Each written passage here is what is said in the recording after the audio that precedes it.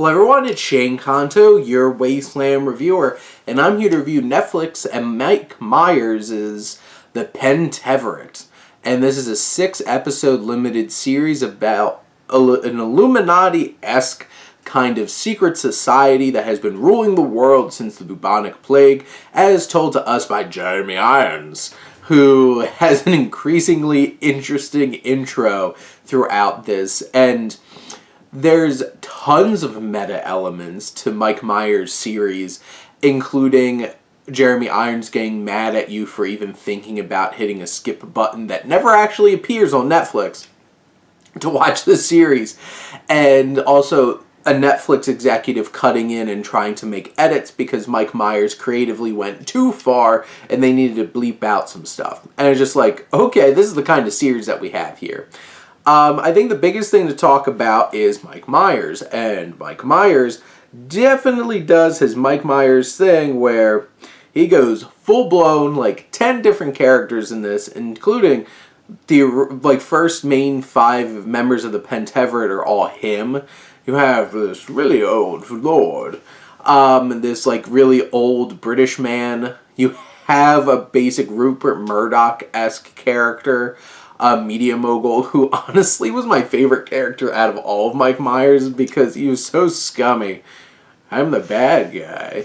And you had this hippie man who winds up being killed at the beginning of the series, which kind of sparks the whole events of the show. You have the really Russian one who feels like just a complete caricature, who he can't say certain words because then it's funny. And then you also have Alice Cooper's former manager. Actually, well, he's also one of my favorites because he's kind of just chill and relax, man. And then you have Ken Scarborough, who's a Canadian reporter who gets fired and then goes on this mission to find the Pentaverate, teaming up with Lydia West's character, who there might be more than meets the eye with her. And then you have these other characters, he plays a couple of conspiracy theorists, and one particular character that's definitely InfoWars type character.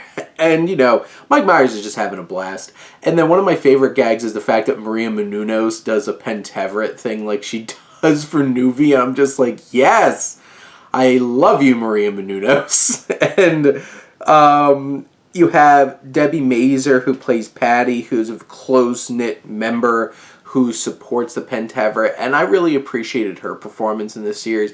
Mike Myers is just having a blast here, and then you have Keegan-Michael and Jeong, who wind up being members as well at some points. This show has so many crazy characters in it that even that's worth just experiencing. But the humor in this is very hit or miss. Some of it is so stupid and so low-hanging fruit that I just kept rolling my eyes at this, just being like, I can't believe they went there. And then other times, I laughed so hard.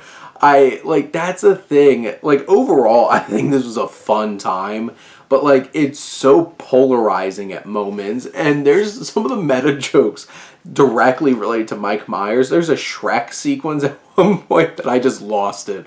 100% lost it. And that's the thing. This has a lot of potential to be absolutely hilarious.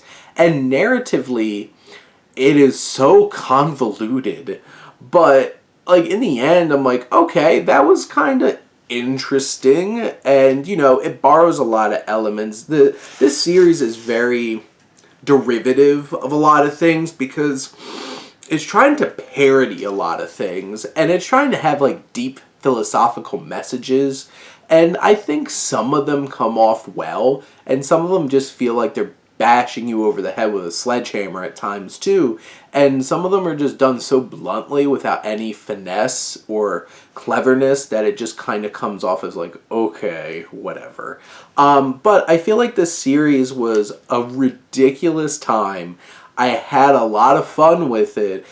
Was dispersed in just oh my god, I can't stand this show. And that's the weirdest thing. It's going to be that kind of experience, I feel like, for a lot of people. But it is made specifically to be these 6 episodes, and that's it. So it's an easy watch. They're at most 30 minutes. One of the episodes is even just 20. and it goes by fast. Like, I found myself like, oh crap, the episode's over. On the next one. And in the end, I enjoyed this overall. I think it had a lot of potential and delivered on a decent amount of it. And it sets up for potential spin-offs, potentially. Maybe. I don't know. But Mike Myers, it was wonderful to see you back in action. But those are my thoughts on the Pentaverate. Let me know what you think. Let's talk some TV.